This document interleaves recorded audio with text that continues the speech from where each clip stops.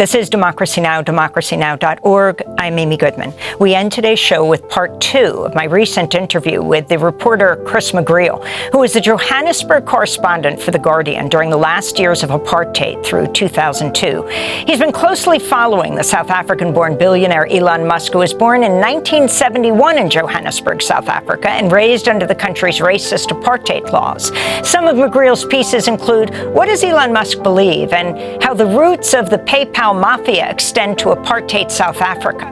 I began by asking Chris McGreal to discuss Musk's grandfather, Joshua Haldeman. We see Musk's grandfather, Joshua Haldeman. He immigrates to South Africa in 1950, and that's really when apartheid's just starting to kick in. The 1950s are when the first laws, South Africa had discriminatory laws before, but you see the specific apartheid laws, which are much more aggressive, and in many ways reminiscent of the Nazi Nuremberg laws against Jews in the 1930s. They have very similar echoes in stripping black people from the right to work in certain places, their movements, controlling them, confining them to areas.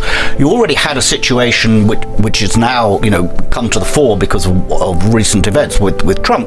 But you mean with Elon Musk giving the Nazi salute? Yes, but also with the sanctions over land, is that the 1913 Land Act had already deprived most black people of land in South Africa anyway. At that point, the 7% or 10% as it was of the population that was white owned more than 85% of the land under the Land Act of 1913.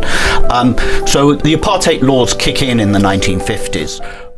The big concern at the moment, and why I think South Africa is a big talking point in the US right now, is America in the next 20 years will become, for the first time in its history, a minority white country.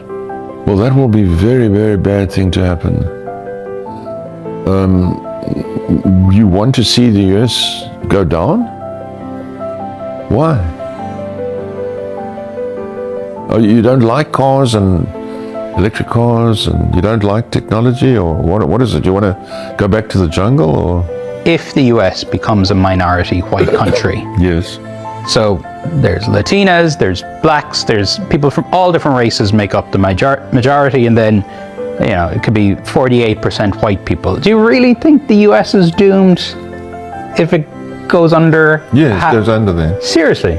Yes, of course. You see, if you take South Africa, we have a small white population that projects European culture, or what we learned from Europe. And oppressed millions of black people. No. For decades. How do you oppress? We gave them work, we fed them. They grew from a tiny little group into a massive group. That's not oppression, that's feeding them.